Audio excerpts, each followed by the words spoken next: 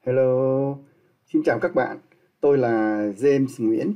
Ở trong bài này tôi sẽ hướng dẫn các bạn cách vẽ 5 cái vòng tròn biểu tượng của Olympic này nha. Chắc chắn là có rất nhiều bạn mới nhìn thấy cái hình này đã thốt lên: ôi trời ơi, vẽ 5 cái vòng tròn lồng vào nhau này dễ ợt, có thế mà cũng hướng với dẫn. Nha. Đồng ý với các bạn. Và rất thành thật là chúc mừng các bạn. Các bạn không cần coi video này nữa. Còn nếu các bạn nhìn thấy hình này mà có vẻ cũng có một cái điểm gì đó khác thường nha, cũng có vẻ không có dễ nhai á, ờ, khó có thể mà vẽ nó dưới 5 phút thì có thể coi tiếp nha. Hình này tôi bất chợt thấy trên mạng và tôi load nó về thôi nha. Các bạn nếu hứng thú có thể load về để thực hành. Link của nó tôi sẽ để ở phần mô tả. Ok, không dông dài nữa nha. Chúng ta vào bài thôi. Trước tiên tôi lốc cái hình này lại để không đụng chạm gì vào nó nha, lốc nó lại. Rồi, rồi, chúng ta sẽ quan sát nó. Nếu chỉ là 5 cái vòng tròn lồng vào nhau một cách bình thường như thế này ha, cái phần màu xanh này nè ha, là ở trên cái phần màu vàng và cái phần màu vàng này ở trên cái phần màu xanh nha. Nếu đơn giản như thế thì vẽ cái hình này chắc chắn là không có lâu hơn 2 phút nha. Tôi sẽ thử vẽ theo cái kiểu như vừa nói coi mất bao lâu nha. Bạn nào rảnh có thể bấm giờ coi mất bao lâu nha. Thí dụ tôi vẽ nha. Rồi, thí dụ đây tôi dùng phím F7 vẽ một cái vòng tròn. Đúng không nào? Rồi,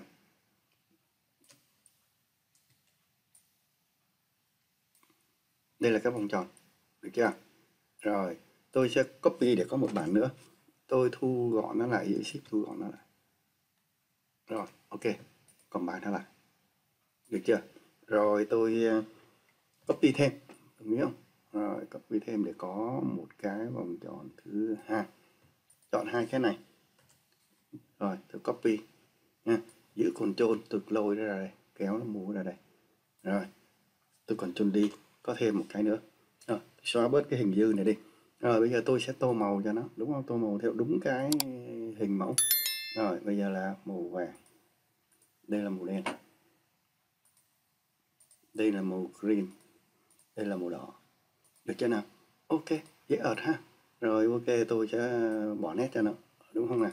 Rồi bây giờ tôi sẽ quan sát. Lôi nó xuống dưới ha. Lôi nó xuống dưới để tôi coi cái hình thức nó như thế nào. Rồi, xuống tí xíu nữa.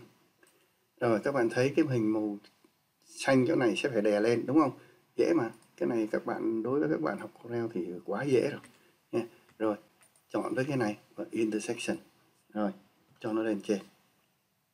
Cái này cũng thế nha, màu đen chỗ này cho nó lên trên. Intersection cho nó lên trên. Cái này chỗ màu đỏ này, màu đỏ này cho nó lên trên, đúng không? Intersection cho nó lên trên.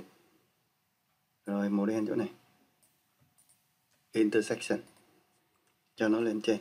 Ok, xong rồi ha. Done. Nhanh quá, vẽ cái này nhanh quá, các bạn coi nó mất bao nhiêu? Không tới 2 phút đâu, tôi nghĩ là như vậy. Ok, đó, dễ ợt đúng không nào? Nhưng mà đời không như là mơ ha. Cà thì không ngon bằng bơ, nó vậy thôi. Như vậy nè, điểm bất thường ở cái hình này là cái gì nè? Nha, đó là chúng có cái nét bao ở bên ngoài. Các bạn thấy không? Chúng có cái nét bao ở bên ngoài. Nha, bây giờ thí dụ nha. Thí dụ bây giờ cái hình này là tôi cho nó cái nét coi sao nha. Tôi cho nó cái nét coi. Với các bạn vẽ thấy nó là dễ quá mà, đúng không? Bây giờ tôi cho nó cái nét coi. Cái nét của nó là màu trắng đúng không? Tôi cho cái nét màu trắng. Ok, các bạn thấy nó đã có vấn đề rồi đó. Thấy không? Nhỏ nhỏ đây nè, nó có cái gạch đây rồi. Đúng không? Cái nét đây là màu trắng. Bây giờ tôi cho nó lớn lên coi nha. Cái nét này cho nó lớn lên. Thí dụ tôi cho nó là 1 ly coi. 1 mm. Rồi, vấn đề đã nảy sinh. Các bạn thấy không? Thấy rõ hơn không? Rồi, cho nó lớn hơn. Đúng rồi, chưa bằng cái này. Đúng không? Cái này nó khoảng 1.2. Tôi cho nó là 1.2. Rồi, outline nó là 1.2 nha. Các bạn thấy không? Nó đã có vấn đề rồi nha. Các bạn nhắm chừng sửa được nó không? Bây giờ là tôi cho đổi cái màu nét của nó thành cái màu khác để cho dễ nhìn, hay thì các bạn nhắm chừng các bạn sửa được cái này không nha. Rồi, chắc chắn rằng có bạn sẽ tìm cách bỏ nét cho những chỗ chồng lên nhau, đúng không ạ? Đây, Thí dụ bây giờ bỏ nét cho những chỗ chồng lên nhau như thế này, các bạn bỏ nét đúng không? Nhiều bạn sẽ dễ mà, bỏ nét đi thôi, đúng không? Nhiều bạn sẽ nghĩ như thế. Rồi đây tôi sẽ bỏ nét cho các bạn coi.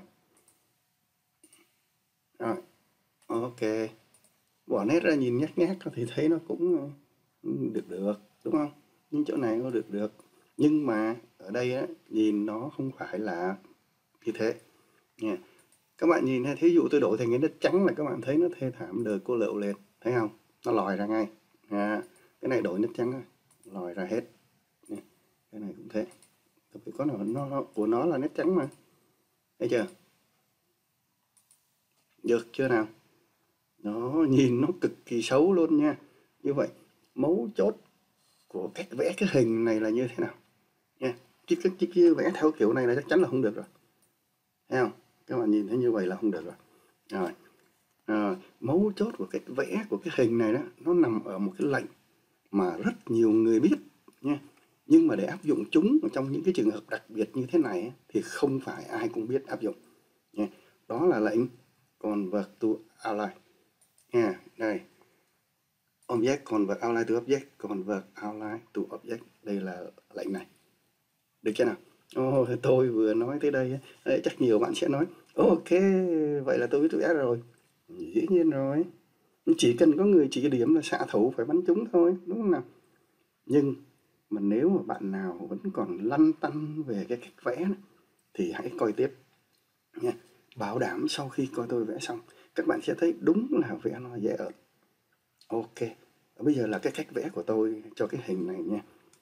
Tôi sẽ vẽ cái hình này từ đầu luôn nhé, để cho các bạn coi cách của tôi vẽ đó.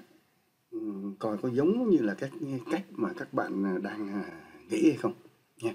Và tốc độ vẽ nữa, kể cả tốc độ vẽ khi mà tôi vừa vẽ vừa giải thích coi nó là bao lâu nha. Tôi xóa cái hình này đi nha. Cái hình này không còn cần thiết nữa. Rồi tôi vẽ lại từ đầu nha, coi như tôi vẽ lại từ đầu. Ok, bạn nào rảnh bấm giờ chơi cho đỡ buồn ha. Tôi nhấn F7 để vẽ vòng tròn, được chưa nào? Rồi, đây là tôi vẽ một cái vòng tròn cho nó hơi lớn một chút xíu, hơi lớn chút xíu thôi.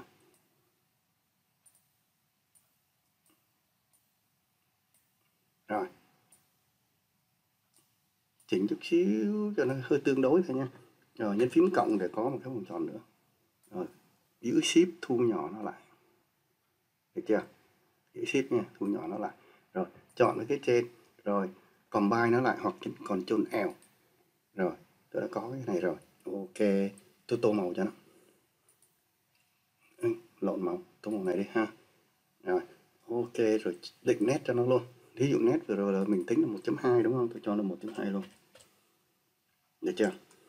Rồi, nét của nó là 1.2. Rồi đổi màu nét cho nó là cái màu mà nó không có trong cái những màu hiện tại này nha, để cho lát tôi đổi màu cho nó dễ. Ví dụ màu này. Được chưa nào? Rồi bây giờ tôi sử dụng lệnh là object convert outline to object. Phím tắt của nó là Ctrl Shift Q nha, Ctrl Shift Q. Rồi, bây giờ đó nó là hai object rồi đó, các bạn coi này, ví dụ tôi mua cái này ra nha. Tôi mua cái này ra, nó nha, như này. Ví dụ này, đó các bạn thấy nó là hai object không? Tôi Ctrl G, rồi tôi rút cái này lại. Ok, hoặc là nhấn Ctrl G nha, tôi rút nó lại. Tôi nhấn phím cộng để có một cái nữa. Rồi, tôi cho xuống đây. Tôi cho xuống chỗ cái màu vàng này. Được chưa nào? Rồi, tôi chọn hai cái. Nhấn phím cộng để có hai cái nữa. Rồi tôi move nó sang bên cạnh, giữ Ctrl và move sang bên cạnh. Được chưa nào? Ok, tôi nhấn Ctrl D. Rồi, tôi xóa bớt cái này đi, cái này dư. Rồi, F3 để thu nhỏ lại. Tôi quét chọn toàn bộ nha, và tôi đưa nó lên trên để tôi chỉnh lại cái màu sắc của nó chứ không có gì hết nha. Rồi các bạn thấy không? F4. Rồi, bây giờ tôi đã có tất cả những cái này rồi. Được chưa nào?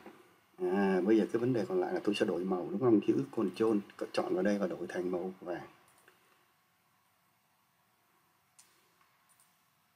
Giữ Enter nha, giữ Ctrl nha, chọn cái này đổi thành màu vàng nha. Này đổi thành màu đen.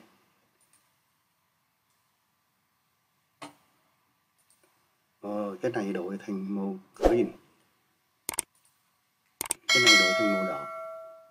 Ok, coi như gần giống. Rồi bây giờ còn những cái chỗ đè lên này như thế nào? Dễ ợt nha, chúng ta là làm được mà ha. Đây tôi chọn cái này rectangle đúng không, và tôi làm y như vừa nãy, quét chọn đây nha.